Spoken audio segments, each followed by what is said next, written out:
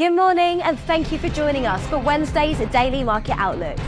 Joining me today is Emily from our trading room to tell us more about recent developments. Emily.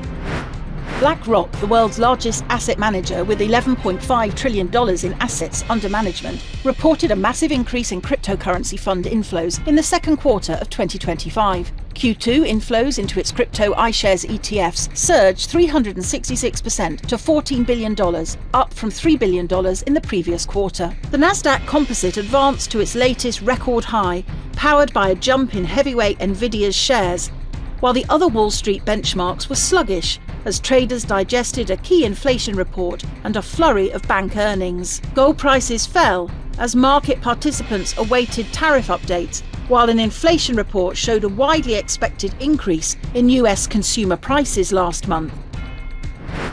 The sterling dollar pair edged lower in the last session. The Williams indicator is in overbought territory. The Bitcoin dollar pair plummeted in the last session. The ultimate oscillator is giving a negative signal. The Aussie dollar pair saw moderate losses in the last session. The ROC is giving a positive signal. The dollar-yen pair saw moderate gains in the last session. The stochastic RSI is in overbought territory. Investors should take note of the economic calendar over the next few days, as it brings forth a variety of high-impact and medium-importance events. These data releases may cause significant market shifts, impacting trading strategies and investor sentiment. Understanding these updates helps frame the broader market context.